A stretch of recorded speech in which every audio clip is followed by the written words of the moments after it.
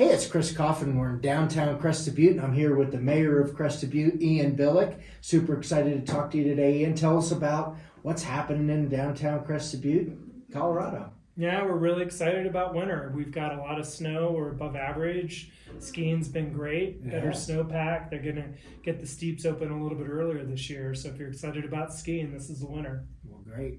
What are some of the current issues that you're dealing with in the town, and what can you tell people about some of the things that you've accomplished? And I know that could be, we probably break that down into 4 questions, but tell us about what keeps you up at night right now. Yeah, no, it's been, I was elected a year ago, and there's been some really exciting things going on. One of the big things is workforce housing. One of the things that makes this a great place is you come to town, you can hit the restaurants, and we struggled the last couple years, but now we've got the Crested Butte project, which is going to bring some housing on, hopefully in 2 years, working with the county south of town, and we've got some really good prospects for that. So that's been one of the sort of big accomplishments for the year that makes me feel really happy, and it helps build community. So, Crested Butte is just a great place. We always joke, like your server will sit down and have a long conversation with you, but we need the restaurants open. There's definitely a correlation, the housing, the workers, the restaurants to serve the visitors and our tourist economy, and which is a big leg in the stool, right? Yeah. And one of the other things that we've made a lot of progress is one of the main features of town when you're standing here and you look up to the west, as you see the Red Lady or Mount Emmons. Yeah. And I think it was the 1970s when the community really committed to tourism, which is the path we've been very successful on, to transition from mining extraction to focusing on tourism. And we've seen a lot of progress with permanent withdrawal of mining from that area, and really sort of putting the final nail on the coffin to focus on amenities and recreation and outdoors. So that's been exciting. Okay, super good. I'm super excited about the new cell tower that's been installed over by the water treatment plant. Congrats on that. Tell us a little bit about that. That's a Verizon tower right now? Yeah, there's a tower that went up. It's always a little challenging because I feel like one of the roles of government is to get out of the way of business. And so, the cell phone companies are private businesses, so not trying to nationalize that. But there is a new tower that has gone up on town property, and so we can facilitate when we have an opportunity. And as you can imagine, having a resort town that really expands quickly in terms of numbers in July, it can put a squeeze on a lot of our infrastructure, and cell phone coverage has been one of those. So I'm not going to promise that the problems are solved. I'll just tell you that they're better. Well, that's good. And I know, hopefully AT&T will get equipment up there as well. I'm an AT&T user, so I'm thankful for any additional improvements, because it did seem like this summer it was hard to get a text or make a phone call or get a voicemail or something, just because the bandwidth is what it is. I get a lot of questions people ask me, and so if someone asks you, hey, how would you respond to what's going on with the short-term rental situation in downtown Crested Butte? Sounds like there's been a lot of progress now. We're coming out of that moratorium. Yep. Yeah. So the town had put on a moratorium over a year ago just because of panic around housing, and that moratorium's been lifted. There were a lot of concerns that you would be seeing major changes that would be very restrictive.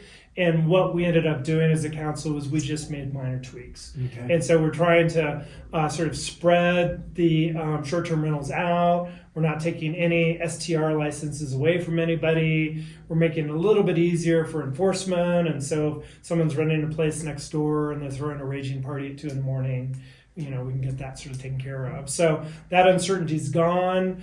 No major changes. Things that I think will really improve the situation. Okay.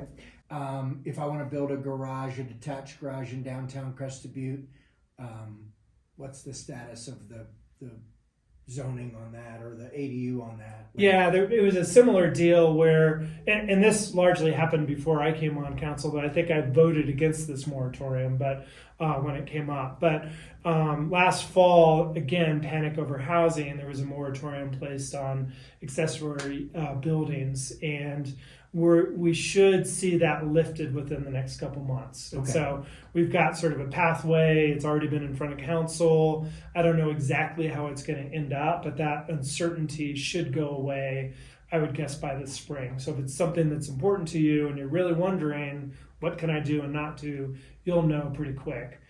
This council, they make some big moves in some places and not in other places. I'm guessing kind of like what the STRs, we'll see a really interesting conversation, but I don't know that we'll see anything revolutionary in terms of change. Okay.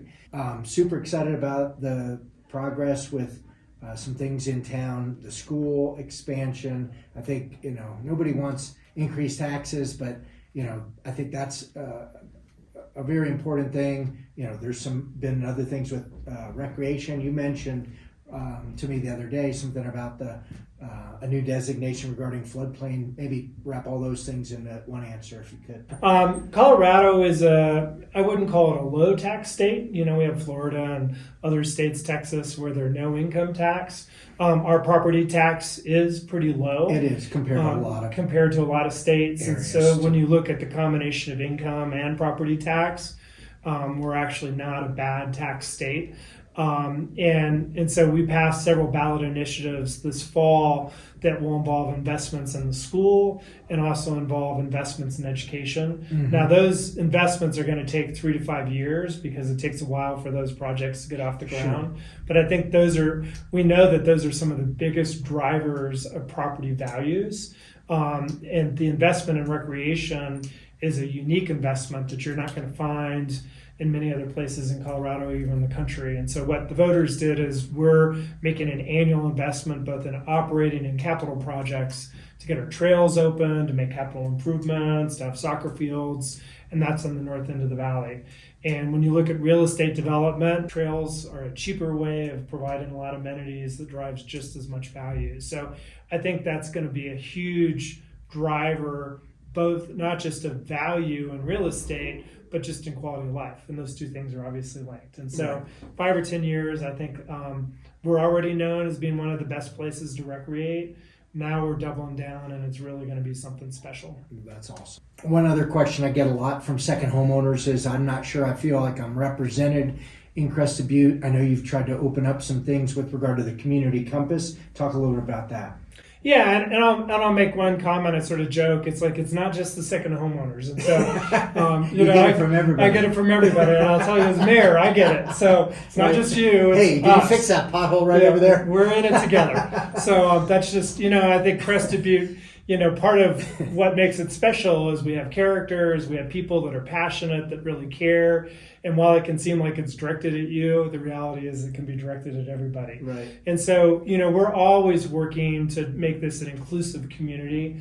How we define residential and non-residential, I think, is irrelevant. Right. So it mattered 20 to 30 years ago. Now people are moving around. Where they pay taxes is not necessarily the place that they love. They're just trying to manage their tax load. So we're really trying to think creatively about how we bring everybody into that community discussion. We have people who don't live in Crested Butte, but live just south of Crested Butte and have been here for 30 years, and we want them to be part of the conversation. So whether you're a non-voter because you live year-round 100 feet south of our town boundary, or do you live in another state, you're all part of our community.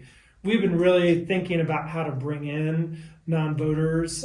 We went through a planning process called the Community Compass, and we included a second homeowner on there to represent interest, someone who was involved in all of the discussions, was more involved as a committee member maybe than even the council. So, we can definitely do more, but we have been trying to increase representation for all elements of the community. Very good. Well, we appreciate all the things that you do. It's not easy being mayor and being on the council and making hard decisions. And it seems like you're making great progress and doing it in a thoughtful way. And so appreciate all of your efforts, and the council and the staff, everybody in town. Thanks for the hard work.